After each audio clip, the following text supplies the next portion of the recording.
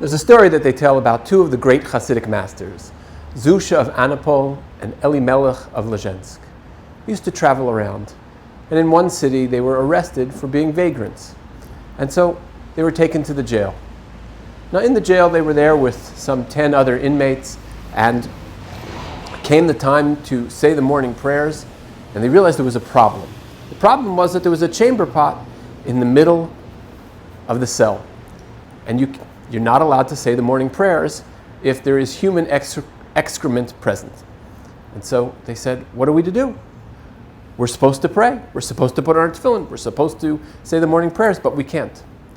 So Zusha of Anapol, who was always the consummate optimist, said to his brother, he said, you know,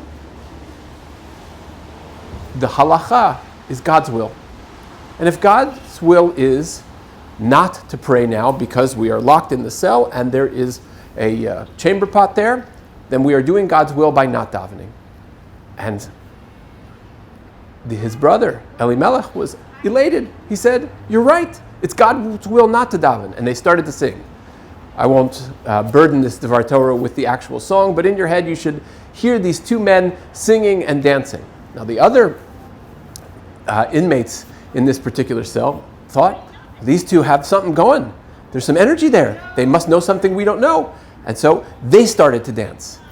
Now, the jailer noticed there was something very strange going on. There were 10 men in a cell dancing around a chamber pot. And he said, gee, this is really odd. This is getting out of control. I better go into the cell and remove the chamber pot. And so that's exactly what he did. He went into the cell, removed the chamber pot, and then the two brothers said, now we can daven. And they again burst out in song, burst out in dancing in the fact that they could once again do God's will. I love this story because it tells you that sometimes you're doing the right thing by doing things differently.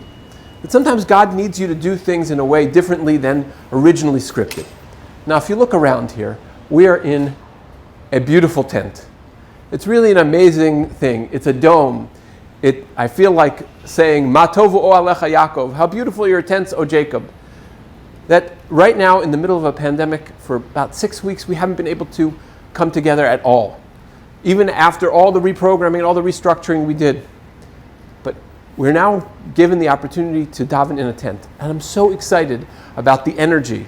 I feel like I need to channel the Zusha of Anapol and Elimelech of Lezhensk and bring the energy to this. And I'm just excited to report to you what's going to be next week. So sometimes difficult situations, they give us the opportunity to see something new. And just to connect it to this week's Torah reading, we start the story of Moses and Pharaoh. And there's an old Hasidic concept. It's called Pharaoh Hikriv. That Pharaoh drew close. He drew close, he brought them to the sea, but you know what, at the same time, Pharaoh also caused the Jewish people to be closer to each other and closer to God. And so sometimes a bad thing needs to be turned into a good thing. And so this tent represents to me that right now the world is giving us lemons and we're making lemonade. And I am excited for the tefillah, for the prayers that are going to take place in this very tent. Shabbat Shalom.